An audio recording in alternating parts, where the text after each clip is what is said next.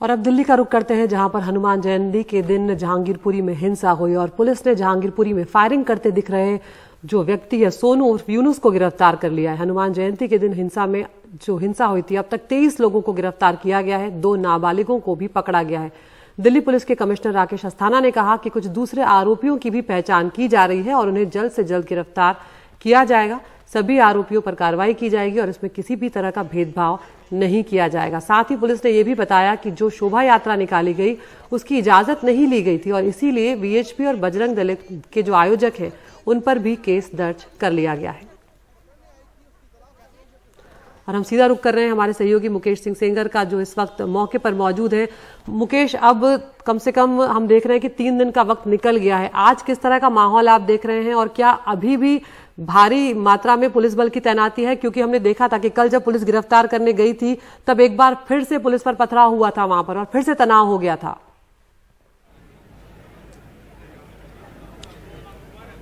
देखिए, बिल्कुल यहाँ की सुरक्षा में कई सारे बदलाव किए गए हैं, क्योंकि कल जिस तरह से पथराव हुआ पुलिस पर, उसके बाद जो पूरी सुरक्षा है उसको एक नए सिरे से लगाया जा रहा है। आप देखें कि मेरे पीछे ये पीछे एक बोर्ड लगा हुआ है जिसमें पूरे इलाके को दिल्ली पुलिस ने अलग अलग सेक्टर्स में बांट दिया है और अलग अलग सेक्टर्स में दिल्ली पुलिस के जवानों की और अर्धसैनिक बलों की अलग अलग जो टुकड़ियां हैं वो तैनात की जा रही हैं। आप देखें कि यहाँ पर जो सी ब्लॉक का ये चौक है, यहाँ पर दिल्ली पुलिस के जवानों के अलावा अर्धसैनिक बलों के जवान हैं जिनकी टुकड़ियों को दिल्ली पुलिस के अधिकारी ये ब्रीफ कर रहे हैं कि उनकी ड्यूटी कहाँ पर है और उन्हें किस तरह से ड्यूटी करनी है। ये नज़ारा केवल यही नहीं है, बल्कि आप देखें कि मेरे राइट में यहाँ पर भी ये सामने सेक्टर 2 बनाया गया है, जहाँ पर जो पुलिस के जवान हैं उनको ब्रीफ किया जा रहा है कि उन्हें अब ड्यूटी किस सेक्टर में करनी है। तो पूरे इलाके को अलग अलग सेक्टरों में बांट दिया गया है और अलग अलग सेक्टरों में जो अलग अलग टुकड़ियां हैं दिल्ली पुलिस के जवानों की वो तैनात की जा रही हैं। साथ में ये जो टुकड़ियां हैं इनके सुपरविजन के लिए अलग अलग अफसर तैनात किए गए हैं। आप देखिए कि यहाँ पर भी एक टुकड़ी है दिल्ली पुलिस के जवानों की, जिसको ये बताया जा रहा है कि उसकी ड्यूटी कहाँ पर है। और सामने ये जो आप बैरिकेडिंग देख रहे हैं, ये है सेक्टर 4, जिसका D1 और D2 ये 2 अलग अलग इसके इलाके हैं। ये वही जगह है जहाँ पर कल पथराव हुआ था, तो पुलिस ने इस रास्ते को बहुत पहले से ही बंद कर दिया है और इसको भी सेक्टर 4 के तौर पर अलग से बांट दिया है। और यहाँ पर RAF के अलावा CRPF और दिल्ली पुलिस के जवान बड़ी संख्या में तैनात किए गए हैं। तो ये सुरक्षा के लिहाज से ये पूरा बदलाव किया गया है, जिसमें इस पूरे इलाके को जहाँ पर ये हिंसा हुई है उसको दिल्ली पुलिस ने अलग अलग सेक्टर्स में बांट दिया है और तमाम जगहों पर अलग अलग जवानों की अलग अलग टुकड़ियों की तैनाती की जा रही है। अब तक की जांच में कुल 23 आरोपी गिरफ्तार हुए हैं, इसके अलावा 2 नाबालिग पकड़े गए हैं। कल दिल्ली पुलिस के जवानों पर पथराव करने वाली एक महिला, सलमा नाम की महिला है, जो कि सोनू चिकना उर्फ यूनुस की रिलेटिव है, उसको दिल्ली पुलिस ने गिरफ्तार किया है। पुलिस के मुताबिक इस मामले में जो मुख्य आरोपी अंसार है उससे लगातार पूछताछ की जा रही है। अंसार को यहाँ पर लोग इलाके का रॉबिन हुड कहते हैं, क्योंकि वो यहाँ का एक जाना पहचाना चेहरा है, उस पर कई सारे केस दर्ज हैं, वो कबाड़ का काम करता है। और ये भी पुलिस के मुताबिक पुलिस ने ये भी कहा है कि वो पश्चिम बंगाल से कई लोगों को यहाँ पर लाता है और कबाड़ के काम में शामिल करवाता है। तो पश्चिम बंगाल के हल्दिया का रहने वाला है। दिल्ली पुलिस ने पश्चिम बंगाल पुलिस से संपर्क किया है और दिल्ली पुलिस हल्दिया जाएगी, वहाँ पर जाँच करेगी कि इसका पूरा क्या बैकग्राउंड है और वहाँ पर बैकग्राउंड की जाँच करने के बाद अपनी जांच को आगे बढ़ाएगी।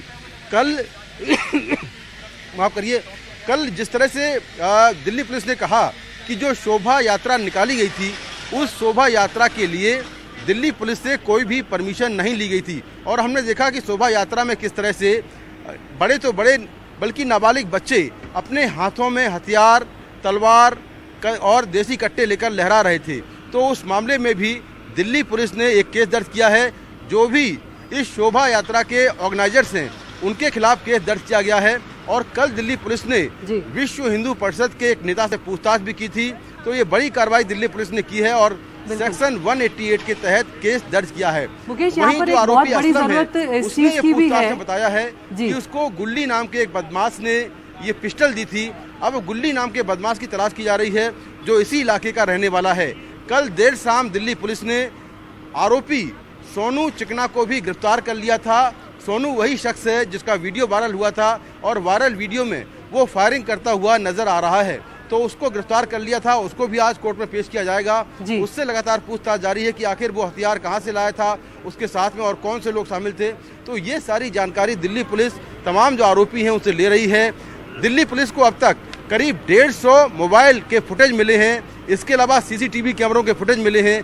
उन फुटेज को एनालाइज किया जा रहा है और उन फुटेज के बेसिस पर जो आरोपी हैं उनकी पहचान की जा रही है कि इसमें कितने लोग शामिल हैं, और पहचान कर करके जो क्राइम ब्रांच की 20 टीमें यहाँ पर तैनात हैं वो अलग अलग आरोपियों की धरपकड़ कर रही हैं। कल क्राइम ब्रांच ने 8 लोगों को डिटेन किया था और आज भी लगातार छापेमारी जारी है। तो जो टेक्निकल एविडेंस हैं वो भी इकट्ठे किए जा रहे हैं। कल हमने देखा कि किस तरह से जो फॉरेंसिक एक्सपर्ट हैं वो लगातार इस मामले की जांच कर रहे हैं। उन्होंने सड़क पर, कई मकानों पर, इसके अलावा जब मस्जिद जहां से हिंसा की शुरुआत हुई थी वहां पर भी जाकर जांच की और कई साइंटिफिक एविडेंस इकट्ठा किए। बिल्कुल, तो दिल्ली हर तरफ से यहाँ पर पुलिस जो है अपनी कोशिशों में जुटी हुई है कि किसी तरह से अब जो है वो स्थिति यहाँ पर सामान्य हो जाए, और इसीलिए जो अमन कमेटी के लोग हैं उनके साथ पुलिस ने शांति मार्च भी किया ताकि जो लोगों के बीच है संवाद वो स्थापित किया जाए और शांति स्थापित हो। और इसके अलावा जो सोनू उर्फ यूनुस को पकड़ा गया है उसका बैकग्राउंड पता लगाया जा रहा है, उसकी पृष्ठभूमि तैयार निकाली जा रही है ताकि पूरा जो एक डिटेल है निकाला जाए कि कहीं कोई इसमें साजिश की बात तो नहीं है।